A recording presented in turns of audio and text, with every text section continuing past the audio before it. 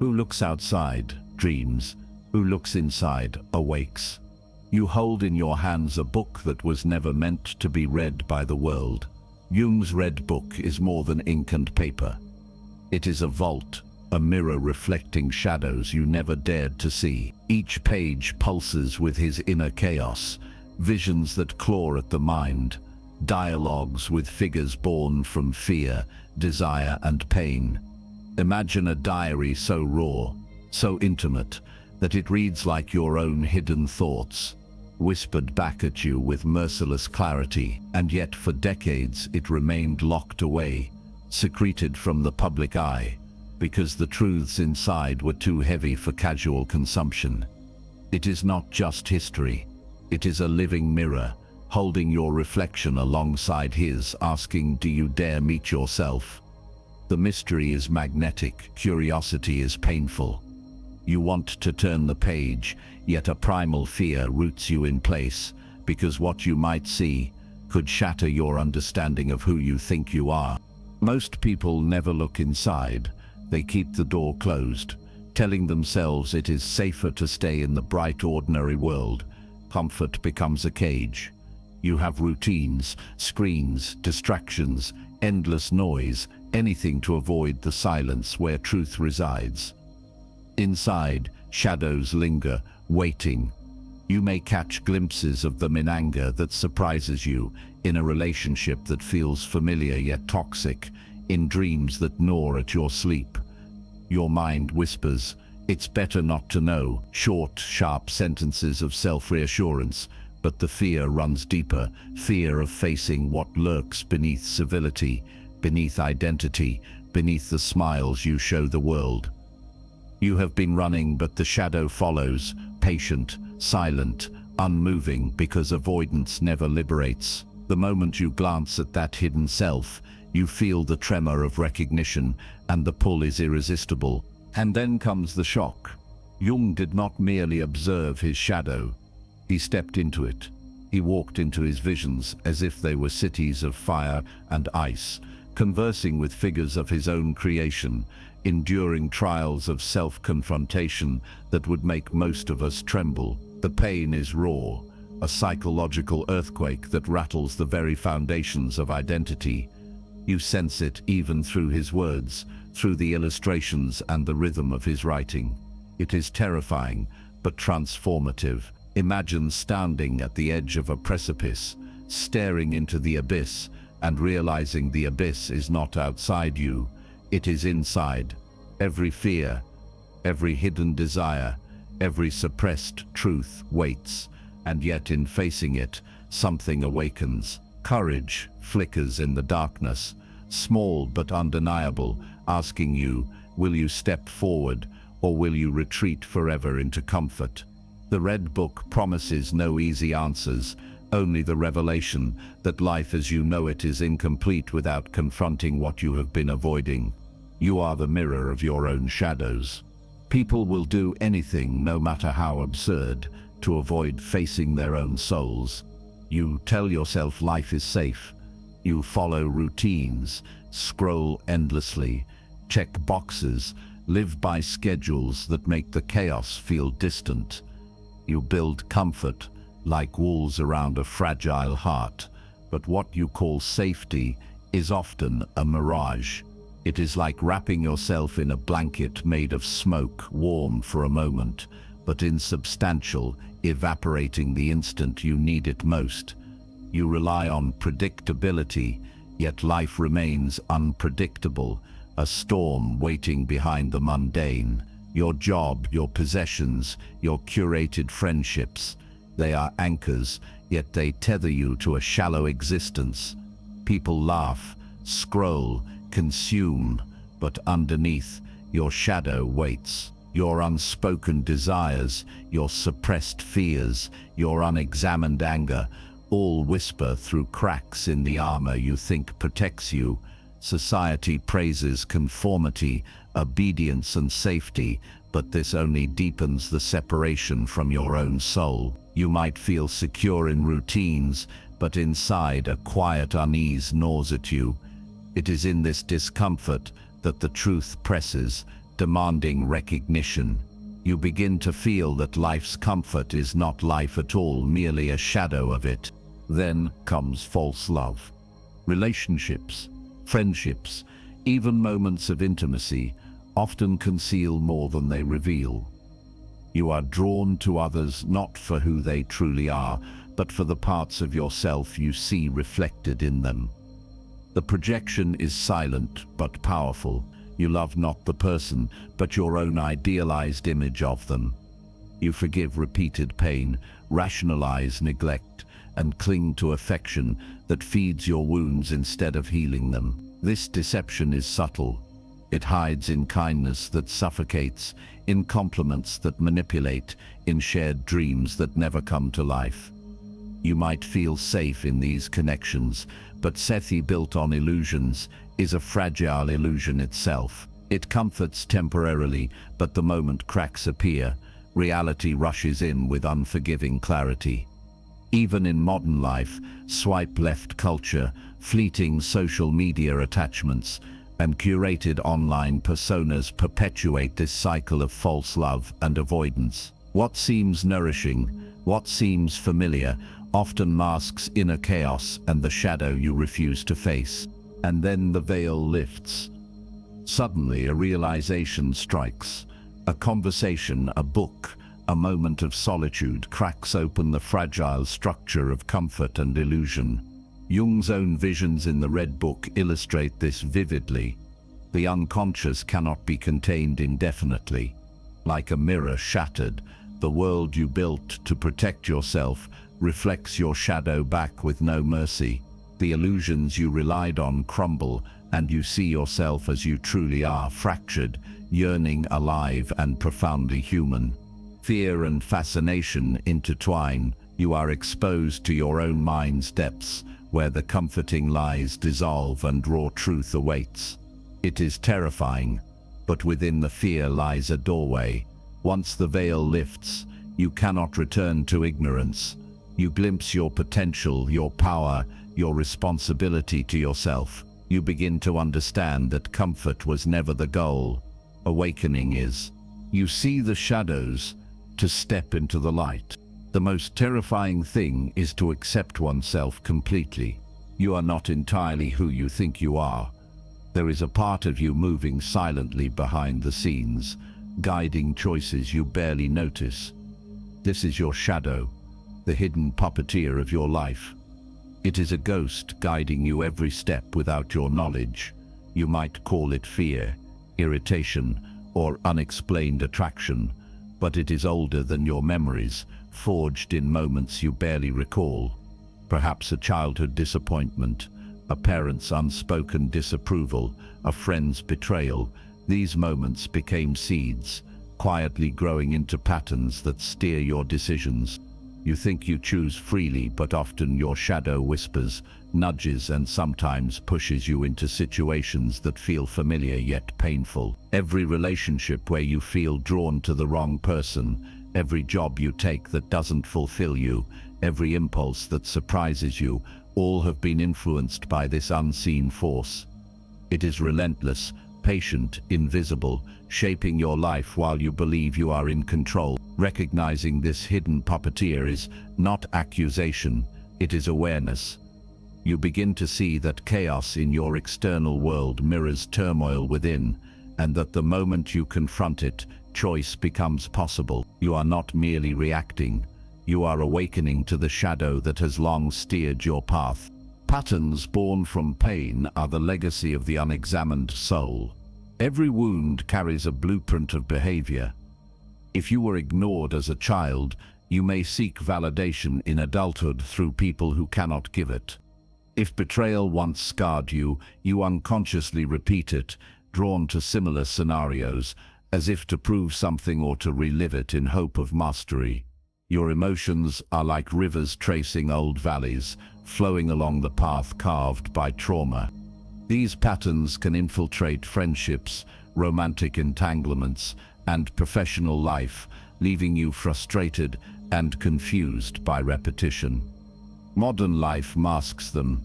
Swiping through dating apps, chasing social media approval, measuring success by likes or numbers. Each attempt to fill the void is a shadow at work, a reflection of unresolved inner pain, demanding attention. Empathy for oneself becomes essential. Understanding that your impulses are not weakness, but echoes of old wounds, is the first step toward mastery. Only by seeing these patterns for what they are can you begin to disentangle your choices from the hidden dictates of your past. Jung did not just theorize about the shadow, he descended into it. In the Red Book, he documents dialogues with figures born from his unconscious monsters and angels, terrifying visions and sublime insights. He allowed himself to be immersed fully, to the point where reality and vision blurred. In this descent, he confronted fears that most would flee, desires that frightened him, and aspects of himself society demanded he ignore. It was painful, sometimes excruciating, yet illuminating. Through this process, Jung discovered that courage is not the absence of fear, but the willingness to step into the darkness within. By facing his shadow, he began to reclaim agency over choices previously dictated by unconscious forces. His journey demonstrates that the shadow is not punishment, it is potential. You too can face your hidden self, explore the dark corridors of your psyche, and emerge with a sense of freedom and understanding previously unimaginable. You confront the shadow to claim your soul. Your visions will become your reality, whether you face them or not. You wake one morning, and suddenly everything feels unfamiliar. The solid ground of your identity quakes beneath your feet. It is as if the core of who you believed yourself to be has splintered into fragments too sharp to hold without bleeding. The self you relied on, calm, competent, composed, now feels distant, almost foreign. Every choice, every memory, every habit you thought defined you seems fractured. You notice it in your reflection. A stranger stares back with eyes that know too much and too little at the same time. The world itself becomes unsteady, not because it changed, but because the foundation you trusted, the foundation of your own psyche, has cracked. You try to hold the pieces together, but they slip through your fingers, each shard whispering doubts, fears, and long-buried desires. Even small decisions feel monumental, as if the familiar rules no longer apply. This fracturing self is terrifying, because it exposes the truth that you were never fully in control. You feel naked, raw, a storm of contradictions, a mind teetering on the edge of understanding itself. And yet in this collapse lies the seed of transformation, the first step toward reconstructing an authentic self. You confront inner chaos that is at once terrifying and magnetic.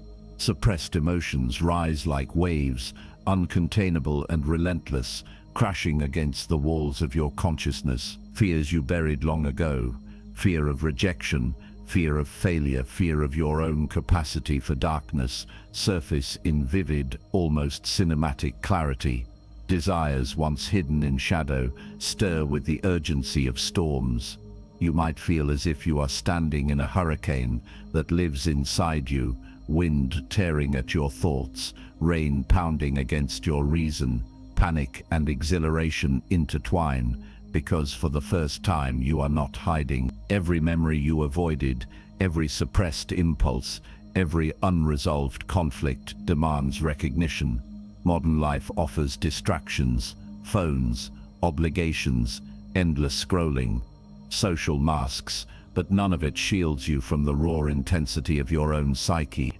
You are forced to face yourself in full, and the confrontation is as exhilarating as it is excruciating. The illusion of normalcy collapses. Daily life, the routines, the small comforts, the predictable cycles, feels hollow, like walking through a meticulously decorated set with no actors. Conversations become echoes, obligations feel meaningless, and familiar spaces seem strange and alien. You begin to realize that the life you were living was built on the surface of your consciousness, while the depths roiled beneath unnoticed. Even simple joys are tinged with dissonance because the fragments of self demand integration. You notice patterns. The people you once depended on seem distant. The roles you played feel like costumes, and the future you planned feels uncertain, unstable. This is not despair, but awakening, a haunting, reflective clarity that everything you took for granted was only half-formed. And within this collapse there is possibility, the chance to piece together identity not as it was imposed upon you, but as it truly is, shaped by courage, insight, and conscious choice. You are shattered to be made whole. Everything that irritates us about others can lead us to an understanding of ourselves. You believed it was love. The texts, the smiles, the shared plans, they felt like warmth, like a connection meant to last. But as you peel back the layers, you see the pattern. These relationships were mirrors, reflecting your own hidden wounds rather than authentic affection. You were drawn to people who echoed your fears, your insecurities, your unhealed scars. You clung to what comforted the pain inside, mistaking it for love. A partner's praise filled a void left by neglect.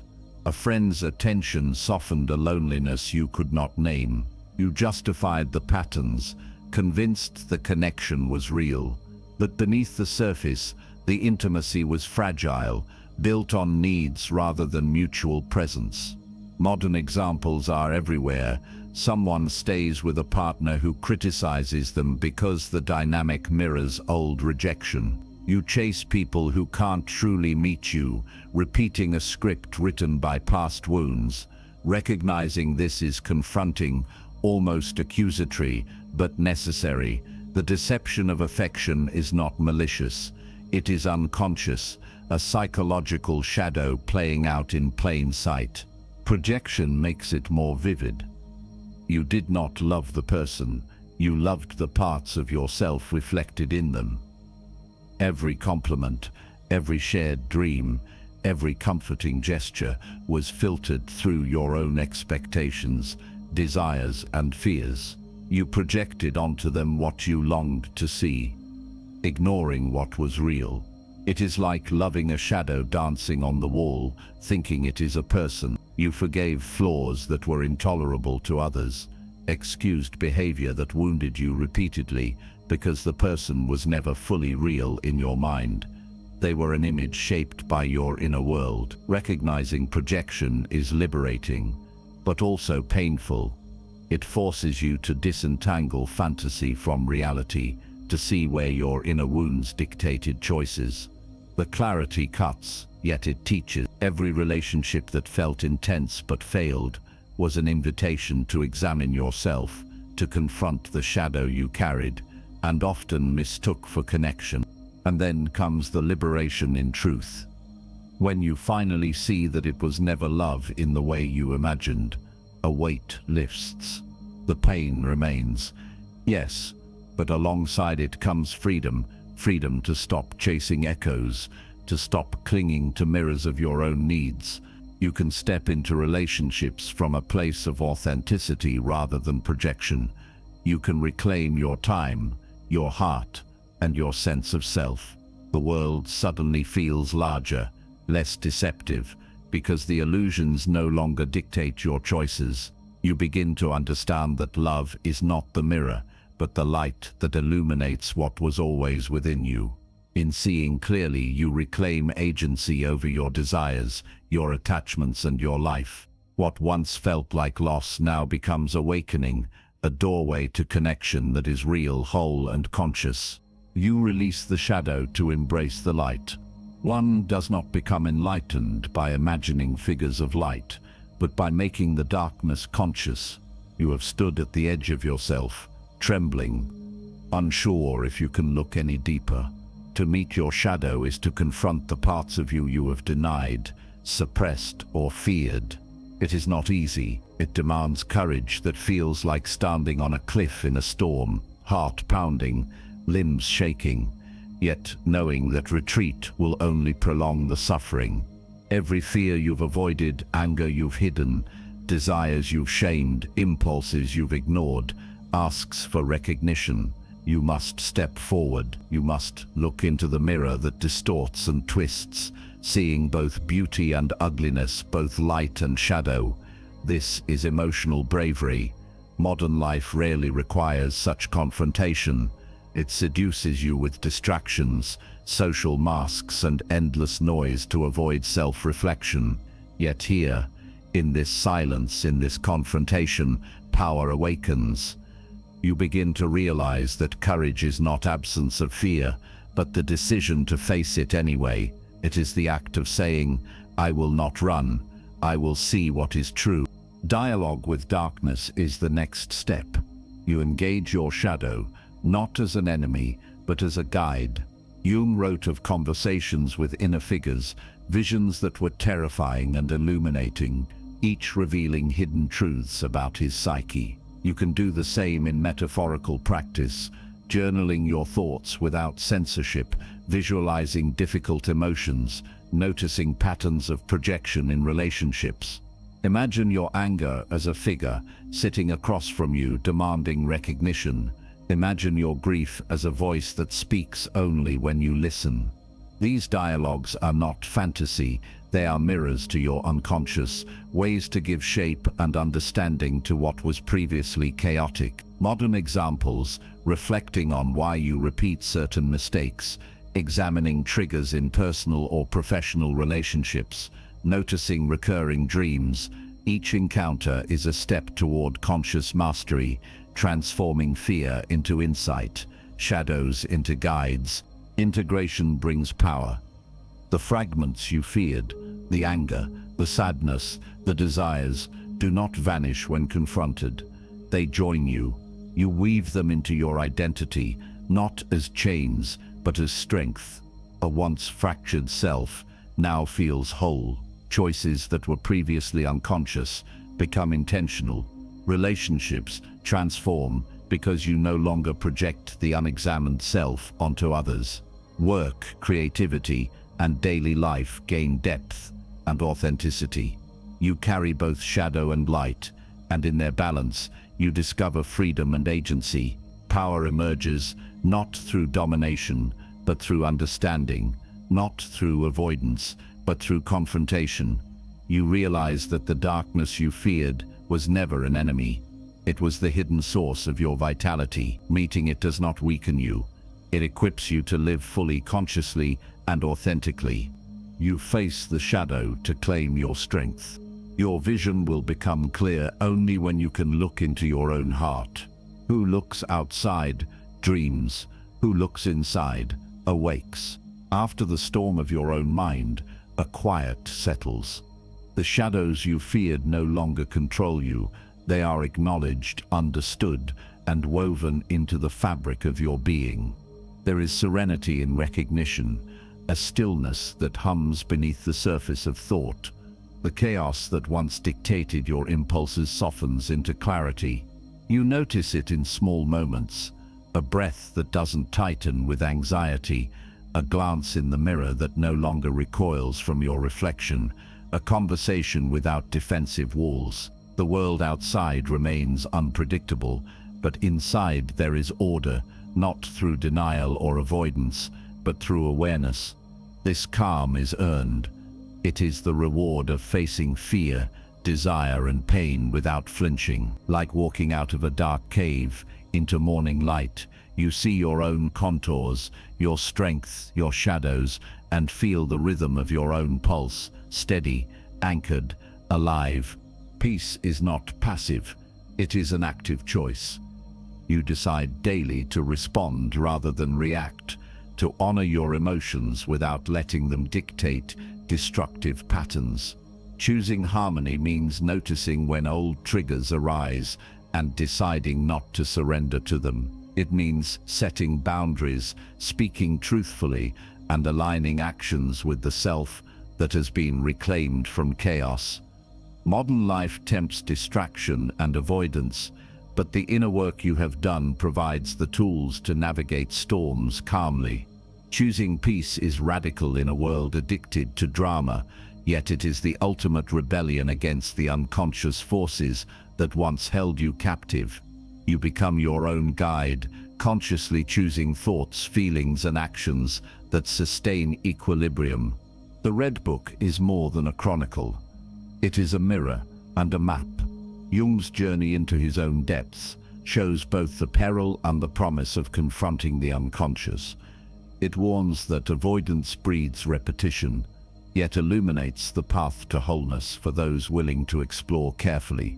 By studying it, you learn the courage to face your shadows, the discipline to integrate them, and the wisdom to navigate life without being consumed by inner chaos.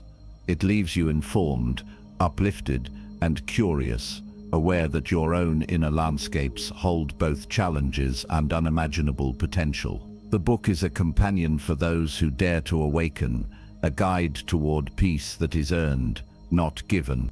You choose peace, and the shadows bow.